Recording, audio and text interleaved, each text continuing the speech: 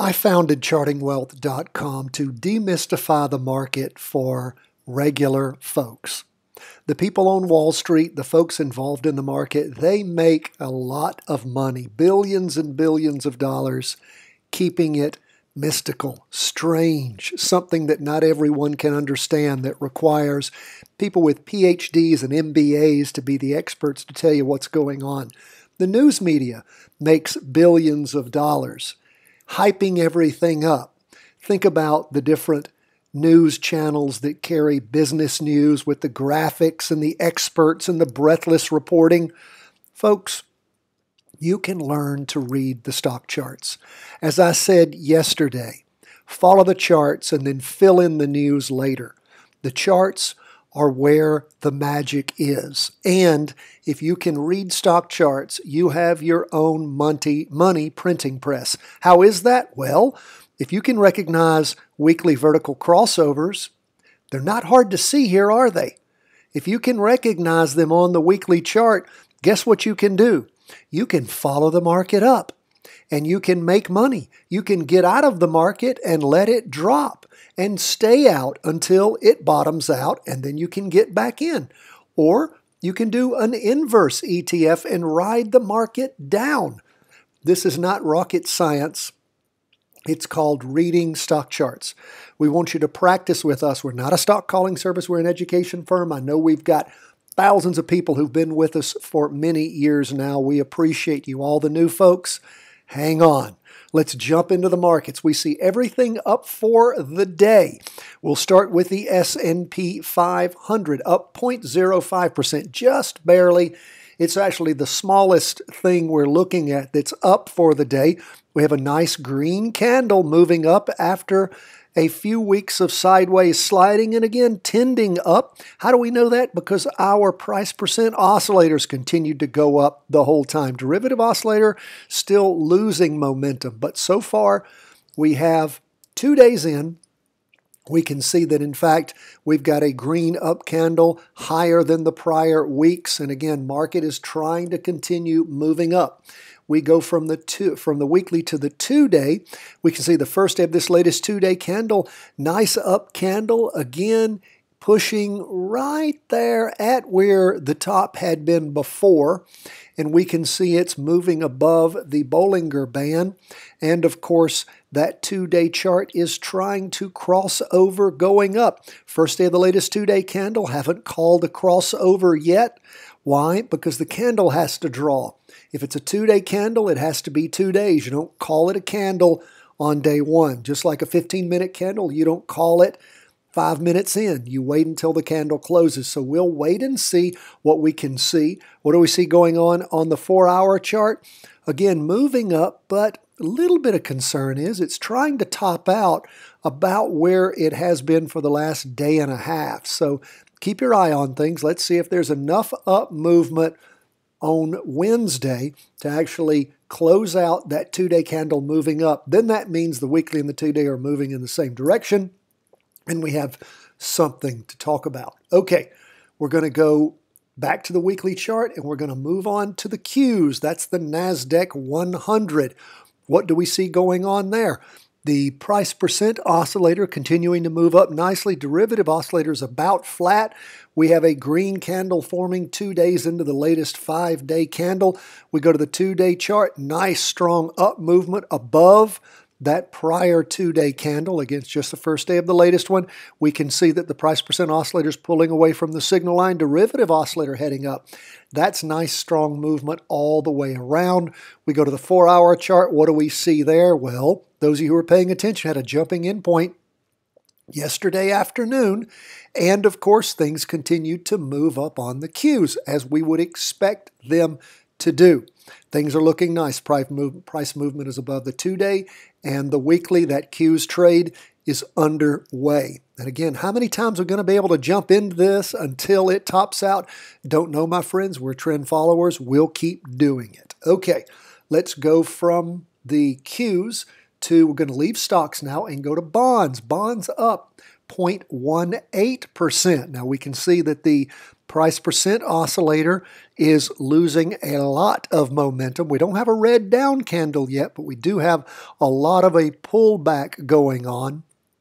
We can see 2 days into the 5-day candle, it's not getting anywhere near what it was in the prior week. Price movement still above the weekly and still above the 2-day, but again, a lot of softening. Derivative oscillators still gaining momentum. Go from the weekly to the 2-day. What do we see going on there? Of course, we saw price movement the first day of this latest 2-day candle moving well below that 2-day trend line. We can see that the price percent oscillator is now heading down, derivative oscillators losing momentum.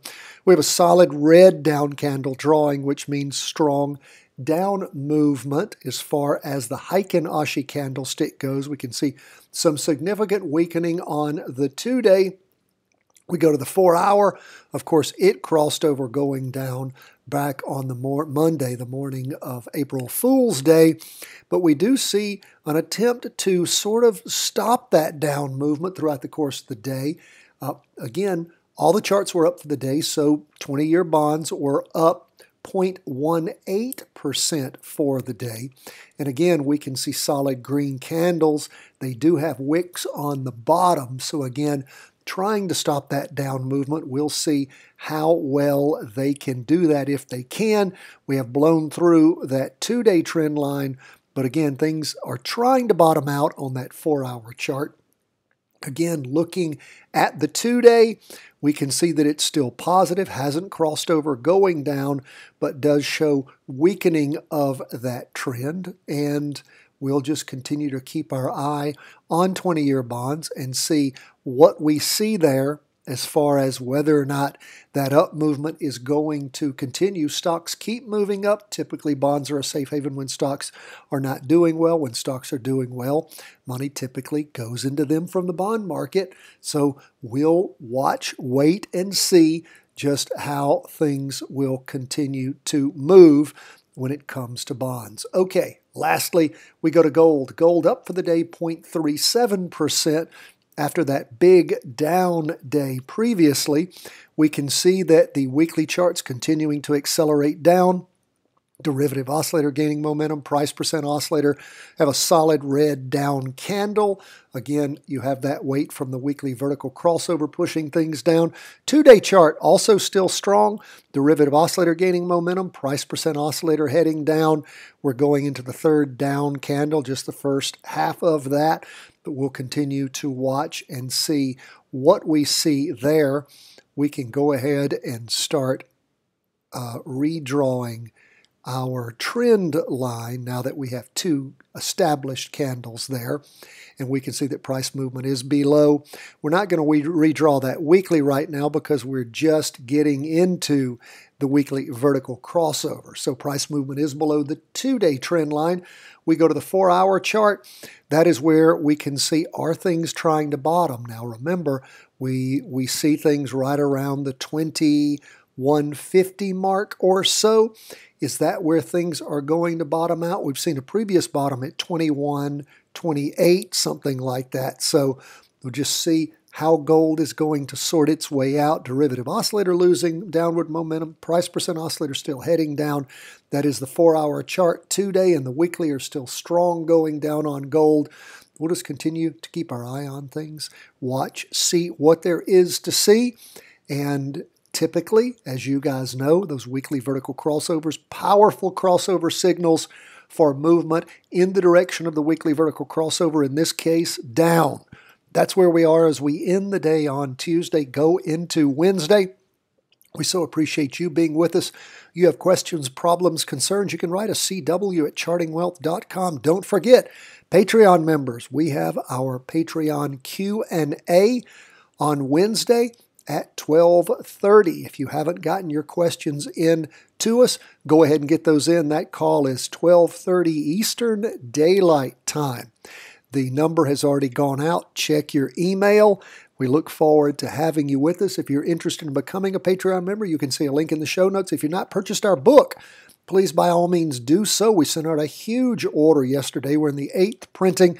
You'll see a link in the show notes on how to purchase the book, and we would be happy to have you buy it. If you live overseas, you need to send us an email. You can't buy it through our typical service. Some reason it won't clear foreign credit cards and take a foreign address. But email us, cw@chartingwealth.com. That is our email address at Charting Wealth. We'll send you out a PayPal invoice. Pay that. We'll send you your book.